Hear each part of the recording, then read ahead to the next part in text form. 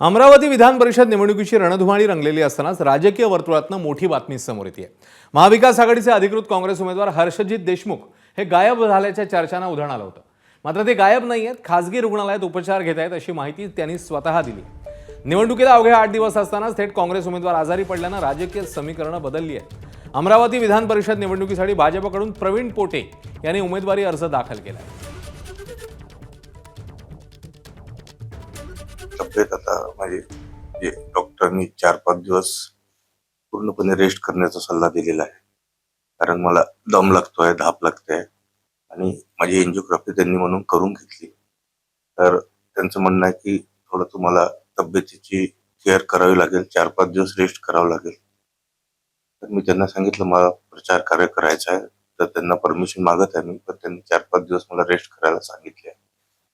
तरी शक्य झालं तर 2-1 दिवसात मी अमरावतीला जाईल आणि माझे जेवढे मतदार आहेत तिकडले त्यांना भेटण्याचा प्रयत्न करणार आहे।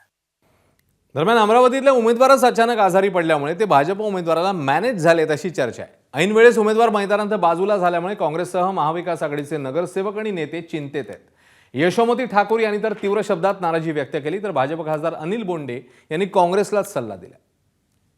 ते कोणत्या तरी खाजगी रुग्णालयामध्ये ॲडमिट आहे, ICU मध्ये आहे आणि ICU मधनं ते इंटरव्ह्यू देऊन राहिलेले आहेत। म्हणजे आता ही चीड येण्यासारखी गोष्ट नाही आहेत का? विड्रॉलच्या दिवशी आमची त्यांची पहिल्यांदा भेट झाली, त्यांना निवडणूक लढायची होती, ते आले आमच्यापाशी, त्यांनी घेतला B फॉर्म लावला आणि त्या ठिकाणी आता तेच ॲडमिट झालेत।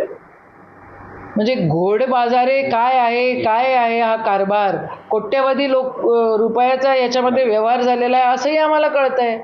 यशोमती ठाकूर काँग्रेसच्याच उमेदवारावर असे आरोप करतात आहे।